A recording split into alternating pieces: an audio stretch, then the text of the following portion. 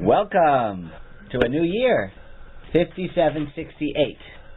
We are back together, Baruch Hashem, after a busy holiday season. We haven't met since about a month, and we've already missed the first parsha. Bereishis was read the day after Simchas Torah, so we're 1 week behind, but we'll try to catch up this week. As we usually do, we introduce the new approach that we will take for the new year. I gave those of you who were here at our last class a little bit of a hint or foreshadowing, so let me do that again. You've all heard me quote from the author Rabbi Menashe Goldberger. He has two books which are extremely popular and are considered to be vital texts. One is called The Way of God, Derech Hashem. I used to call it the encyclopedia of Jewish philosophy and Jewish concepts. Then there's another sefer, Mesilas Yesharim, The Path of the Just, which is the encyclopedia for Jewish ethical growth. The two Sfarim are very, very different. They're very different. Derech Hashem is about broad concepts. Mesilas Yesharim is about us, about man, about taking steps to reach higher and higher levels in the service of God. Now, we are very fortunate to have in our class a long-standing member, Dina Conover. And when I mentioned this idea, she surprised me once by leaving a little piece of paper on my desk, and I've made copies for everybody. What Dina did is she read through the book, and she made an outline, which is really like a chart, a graphic depiction of the book. The book is based on a statement in the Talmud. It's actually a commentary on a statement in the Talmud. I will read that to you, quoting from page 6. By the way, if I could suggest, if you don't have a copy of this book, try to get one, because the way we're going to be learning the Parsha this year, God willing, is by finding a reference somewhere in the book which speaks about something in the Parsha. Every Parsha? I don't know if every Parsha has something quoted in the book. That's going to be my challenge. And if it's not a direct quote, I'm going to have to find something which fits to the Parsha. But the right way, of course, to study this book would just be to read it from cover to cover. But the Parsha way would be to learn the Parsha through the eyes of this book. Now, let me just read to you the basis of the authorship of this book. Rabbi Luzzatto quotes the Talmud, Tractate Avodah Zarah 20b. Mikan Omar Rabbi Pinchos ben Yair. From here, Rabbi Pinchos ben Yair said, Torah meviah lidei zehirus. Torah brings one to vigilance. Vigilance can also be translated as watchfulness. That means if one studies Torah, one will go to the next step, which will be a character trait called vigilance or watchfulness, in which, as Dina summarized, exercising caution in one's actions and undertakings pertains to the negative commandments. Rabbi, yes. make clear, I did not come up with any of these words. Everything on this page came from the book, the translation that I had in my book. They're not my saying. Yeah, these, but even in the parentheses? Yes. Did you quote them? Or was it just a synopsis? No, I think they were all in the book. I see. All right, so there must have been something else, some other type of subheadings, because I've never seen these quotes. Maybe you have a different edition. I'd like to see that. All right. So if one studies Torah, the next step is vigilance. Once a person has attained vigilance, the Hebrew is zehirus, meviah lidei zerizus. By practicing zehirus, by practicing vigilance, one comes to the next level, which is zeal or alacrity. And that would be the pursuit and fulfillment of positive commandments. The get up and go, the energy and the eagerness with which one performs the positive commandments. That is the next step. I'm not going to go through all of them now, but it goes stepwise. Zerizus meviah lidei nekius. Alacrity or zeal brings to the hand of cleanliness. Nekius meviah lidei prishus. Cleanliness brings to separation or abstinence, the ability to pull back and to live with moderation, even pertaining to things that are not forbidden. Moderation. Prishus mivi alidei tahara. Separation or abstinence leads to purity. That's the purity of one's thoughts. Tahara mivi alidei chasidus. Purity leads to chasidus, piety, which is to go beyond the letter of the law in the positive. Chasidus mivi alidei anava. Piety brings to humility. Anava mivi alidei yiras chet, which brings to the fear of sin. Yiras chet mivi alidei kedusha, which brings to holiness. Kedusha mivi alidei ruach hakodesh, which brings to divine spirit. Ruach hakodesh mivi alidei tchias hamesim, which brings to the revival of the dead. It'll take a few weeks now. But this is the structure of Mesilas Yesharim. Mesilas Yesharim is a complete, exhaustive, step-by-step, practical, with examples, commentary, and explanation of this ladder. The book is impeccable. This book was authored in the 1700s. The Vilna Gaon lived at the end of the 1700s. He never met the author, Rabbi Lusato. The Vilna Gaon said, and when we hear the Vilna Gaon's name, we shake out of reverence for his Torah and his piety. And he said that he would walk across Europe to study at the feet of Rabbi Lusato. He said that he read through the book several times and never found a superfluous word. In all these years, in the centuries, people have been studying this book up to the present in every yeshiva.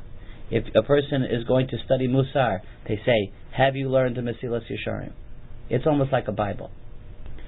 This year, with God's help, with your help, I would like to look for insights from the Mesilas Yesharim to elucidate passages in the various parshios. So today, we have to try to catch up with bereishis and with Noach. And so far, so good. So far, I found a quote from a verse in bereishis and a quote in the verse in the parsha of Noach.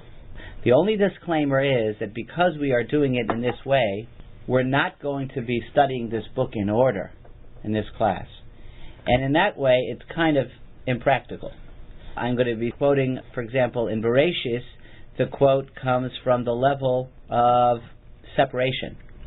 In Parshas Noach, the quote is from the level called cleanliness, which is in the reverse order. But my justification is that we're going to use this as an opportunity to become familiar with many of the concepts found within this book. If a person would wish to try to study this book and actually implement it and dare to climb the ladder, which I'll tell you about that some other time. I recently read a book on the Mesilas Yesharim, which says that it is absolutely attainable and within reach for any Jew, for anyone. You don't have to be from the giants and the saints. They save that for another opportune time.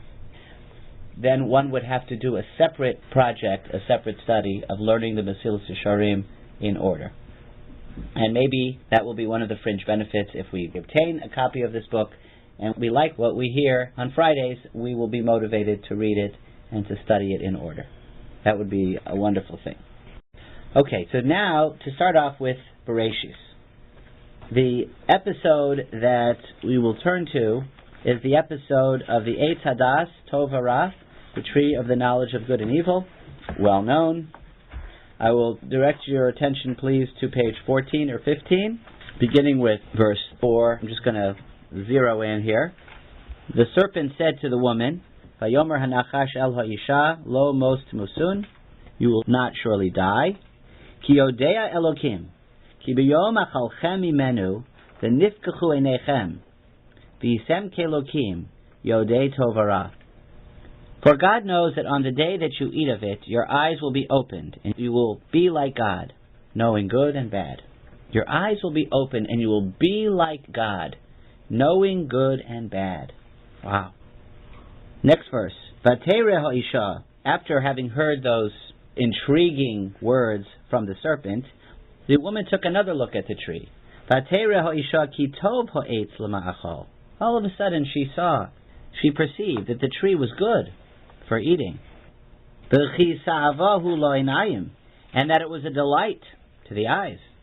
V'nechmad ho'etz lahaskil, and that the tree was desirable as a means to wisdom. It looked great. It looked like it tasted good. It looked good.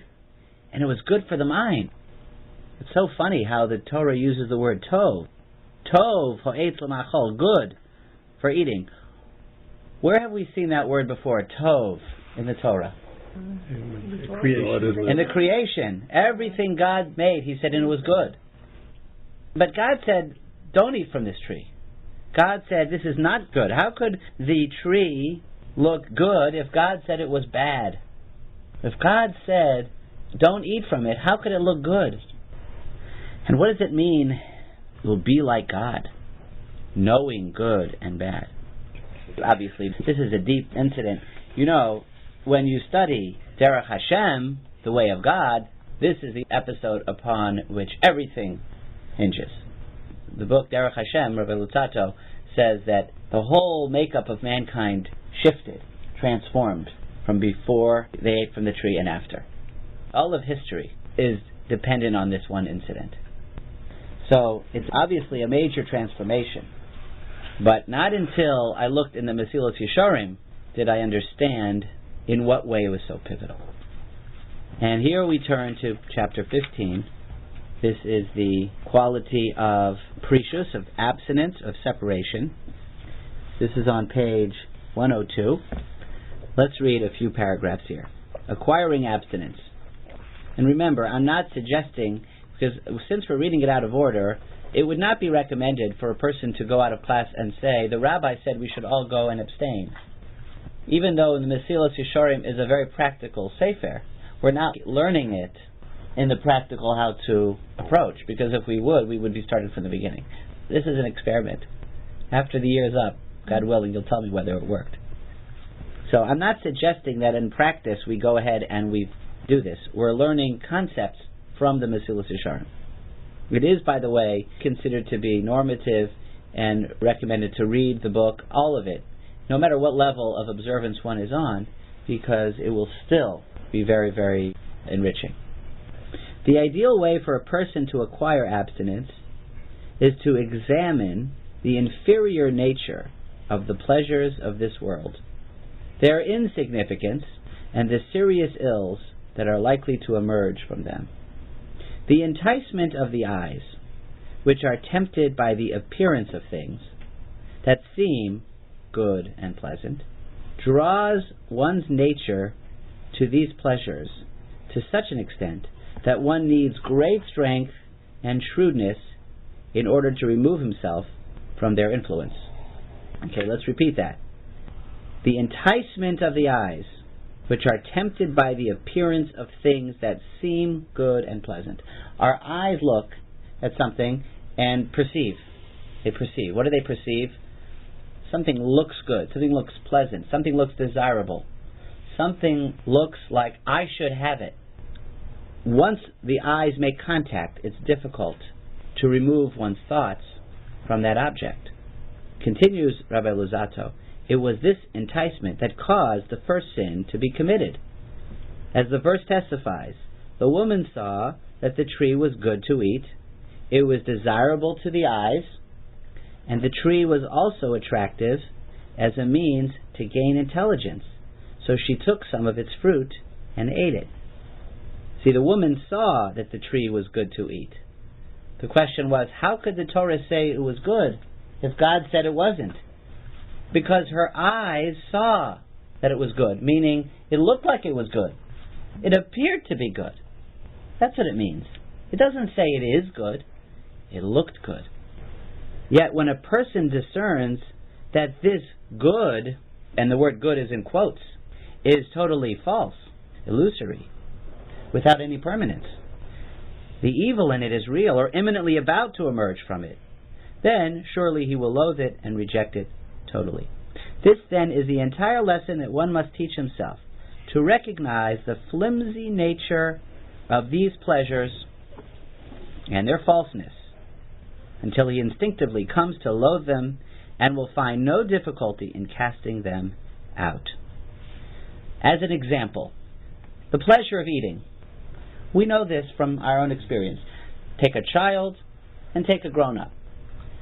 To the child, the vegetables certainly don't look good. The main dish, maybe. What really would be good would be the dessert or the candy. But you get a little older, maybe, if you're lucky, and you will see that, sure, the candy looks good, but it's not really good for you, and therefore, if I eat it, it'll just be a small amount, or maybe I'll just skip it altogether. You see the difference between how something looks and how something really is? That was the product of the tree, and the way the serpent portrayed the tree. Previously, Chava would look at that tree and would see poison. God said, don't eat it. Poison.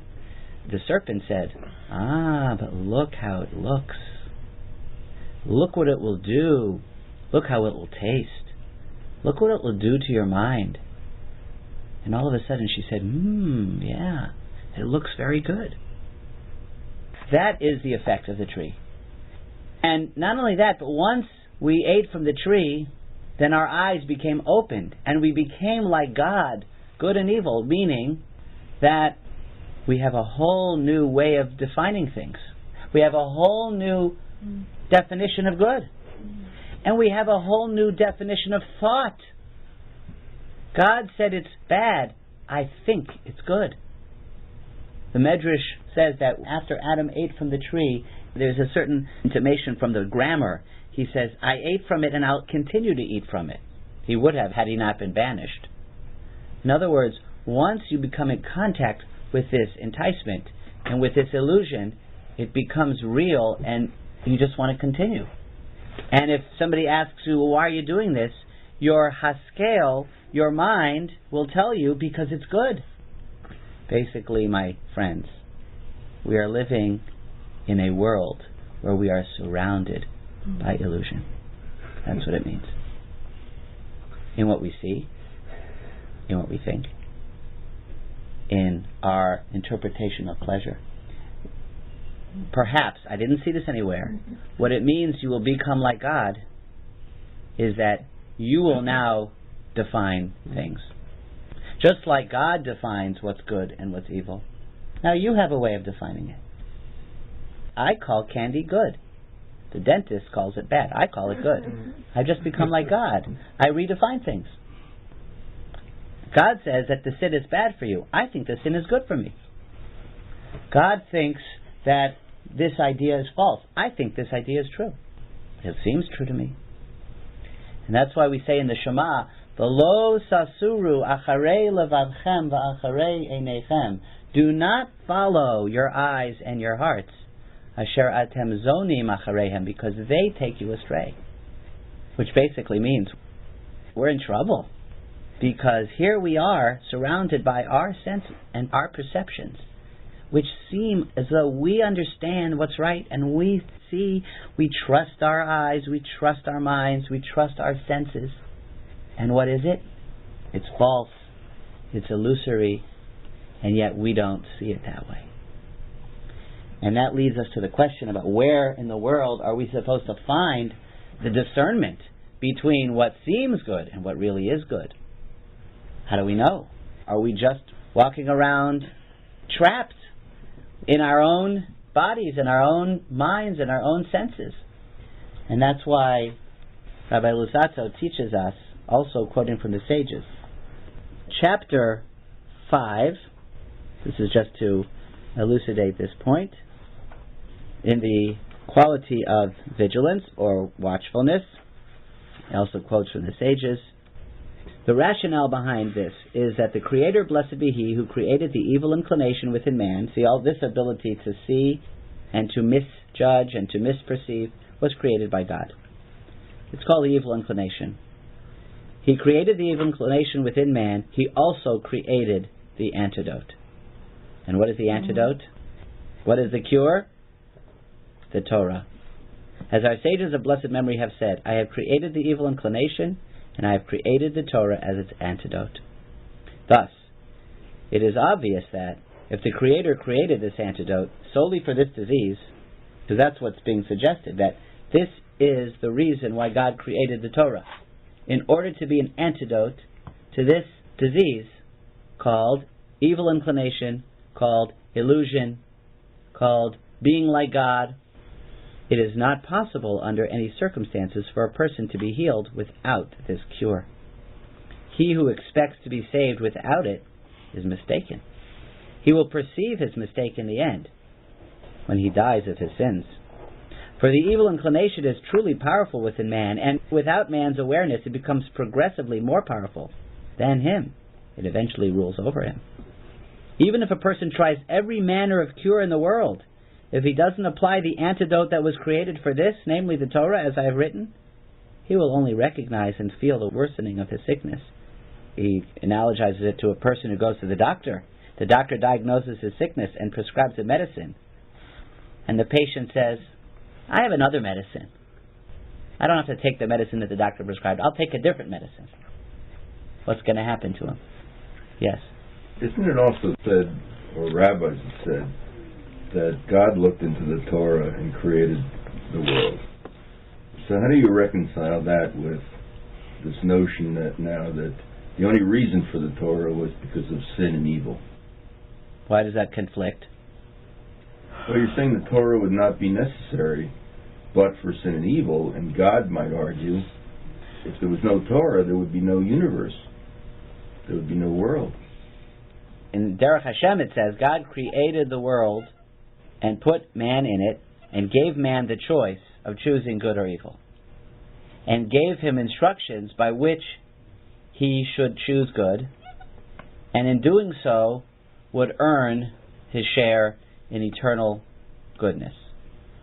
So that means that God created the world with good and evil. Yeah. Okay. If not for that, he wouldn't have bothered creating. And he wouldn't have bothered giving the Torah. You might say, thank God there's sin and evil in the world. Otherwise we wouldn't be sitting here. Right. But we only succeed in that world if we make the good choices. You know, the evil is not the goal of life. The goal of life is choosing the good. But one does not get credit for choosing the good unless there is evil to choose against. So I don't know if you still have a conflict. Is that like the Yetzirah and Yetzirah? Yeah, that's the Yetzirah. Yetzirah is the evil inclination, the Yetzer Tov is the good inclination. In Derech Hashem, he basically says that after they ate from the tree, the Yetzer Hara became stronger than the Yetzer HaTov. It's also taught that when a boy and girl become bar and bat mitzvah, they first get access to the Yetzer Tov. The Yetzer Hara is inborn, the Yetzer HaTov is latent. And the reason why the Yetzer Hara is stronger is because it's 12 or 13 years older. It's been active longer. But definitely, it is the Torah that is the tool, it is the Torah that is the antidote. So, if we do not expose ourselves to that antidote, we are living a life of illusion. And it's scary, because we don't realize that that's the nature of an illusion. It looks one way, it's really not. And I find a very inspirational point here too that I want to add, then we have to go on to Noach, which is that just like there's illusion about what we see around us, there's also illusion about how we see ourselves. The people that we judge most is ourselves. And very often, the way we judge ourselves is we say, this is who I am. And that's who I always was, and that's who I always will be. I would like to suggest that that's an illusion. Because everything's an illusion. That means there's really a lot more in reality than what we see. There's a lot more in reality than what we see when we look at other people. And there's a lot more in reality than what we see when we look at ourselves. There's a lot more in reality than what we see in almost everything. So, to me, that's inspirational thought. That there's more to me than I realize. You mean potential? Potential. Well, real potential. Real potential. It's there. Like it says in the Chumash at the end we read a few weeks ago. It's not in the heavens. It's not across the sea. It's in your mouth and in your heart to do it. It's all in there. We just don't see it. That's part of the illusion. Okay. So that's bereishis. It would be nice to just savor it, but I don't want to fall behind. So let's go on to Noach and then we'll savor it later. Okay, so Parshas Noach. The world got so wrapped up in evil that it self-destructed. I mean, God didn't destroy the world with the flood because he was mad. God destroyed the world because the world had reached the point of destruction. It could no longer justify its existence. Or to put it in Luzatian terms, the evil had been so prevalent that there's no way to get back on track to do good anymore. It was almost as if the good was foregone. So what was it that made the world so bad? What was the straw that broke the camel's back, or what was the main cause of its destruction? So the Torah gives us some indication here, subtly, but if you read Rashi as a footnotes, you will find it pretty readily. Vatishochei sa'aretz, beginning of Parshas Noach, verse 11. Vatishochei sa'aretz lifnei ha'elokim, vatimolei ha'aretz chamas. Now the earth had become corrupt before God, and the earth had become filled with robbery. You always have to take English words with a grain of salt. You have to read the commentary. Vayar Elokim es ha'aretz v'inei nishchasa ki hishchis kol basar es darko al ha'aretz. God saw the earth, and behold, it was corrupted, for all flesh had corrupted its way upon the earth. So again, what is the meaning of this corruption? The verse mentions corrupt, and the verse mentions robbery. Rashi says that corrupt refers to erva v'avodah zarah. Erva meaning sexual immorality, and avodah zarah meaning idolatry. And then vatimolei haaretz chamas, the world was filled with robbery, means robbery. Some people translate it as violence. So you have erva, sexual immorality, idolatry, and robbery. It's interesting, murder is not mentioned, because those are the three cardinal sins that one must give up his life at all times: adultery, sexual immorality, idolatry, and murder. But here it mentions robbery. So that's what God saw. Then is a paragraph break, and in verse 13 the Torah continues. Vayomer Elokim leNoach, God said to Noach, Kates kol basar bo lefanai, the end of all flesh has come before me. In other words, we've reached the end. Why? Ki malo haaretz chamas mipneihem, for the earth is filled with robbery.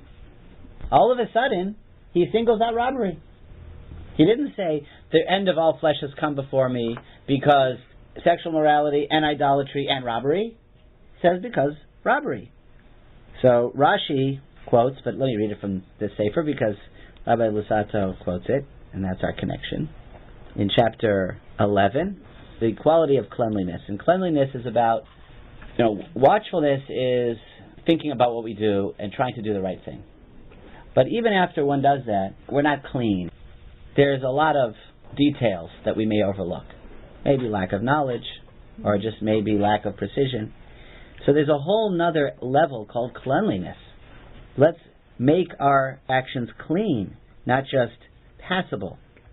So he gives a list. He says, and this is the only chapter where he gives such an exhaustive list of particular commandments.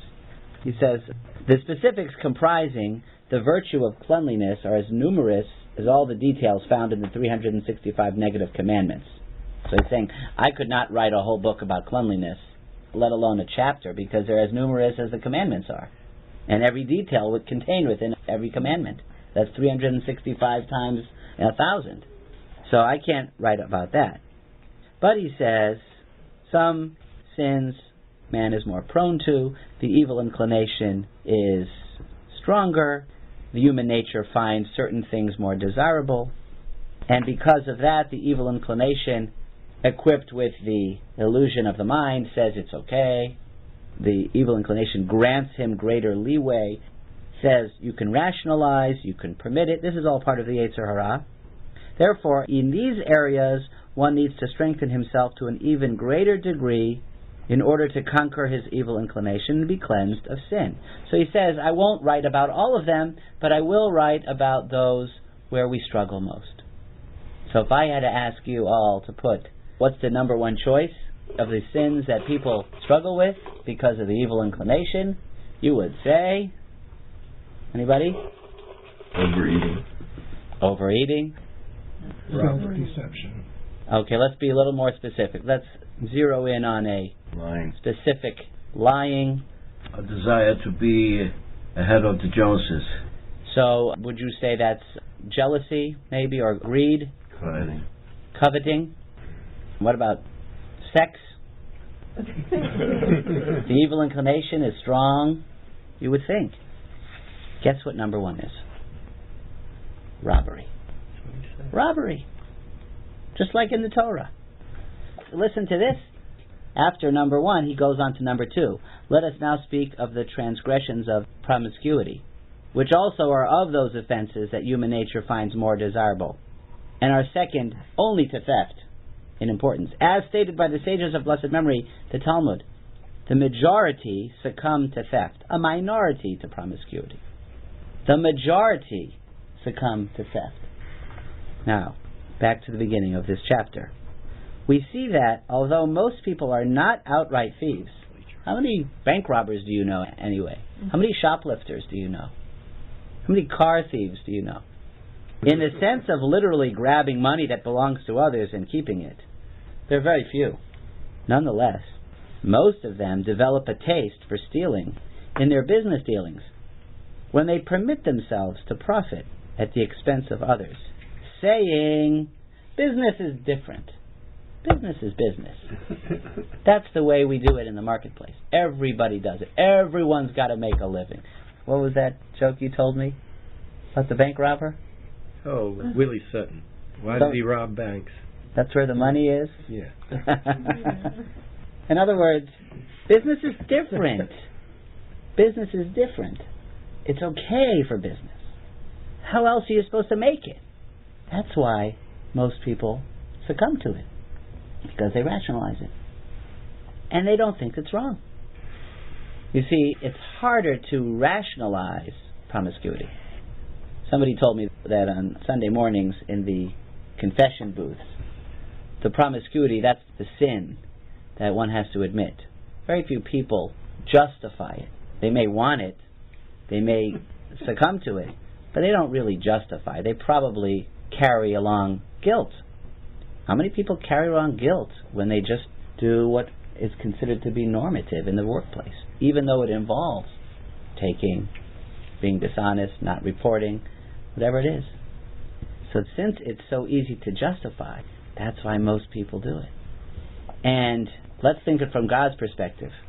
I'm extrapolating because we want to relate it back to the Parsha. Hashem says we've got avodah zarah, we've got idolatry, we've got promiscuity, but what's really the killer is the robbery. So I'm putting together what Rabbi Lusato says with the Chumash. God says, if you have a people that are sinning, they're falling into the grips of sin because the temptation is so strong, they're human. I gave them the evil inclination. Maybe they'll come around. Maybe they'll do teshuvah one day. But when I have a society of people that walks around and says, business is different, why would they ever change? Everyone's doing it. Why would they ever change? They don't think they're doing wrong. That is the destruction of society. And that's why of all of the sins that are being committed, it's the robbery that makes it necessary for the world to be destroyed. Who would have thunk? But it's right there in the Chumash, and it's right there in the Mesilas Yesharim. And he gives many examples. Of course, the big ones, robbing, oppressing people, not paying people if you owe them, workers, employees, of course, lying in a court about money, cheating, changing the border. Okay, those are familiar, but what about...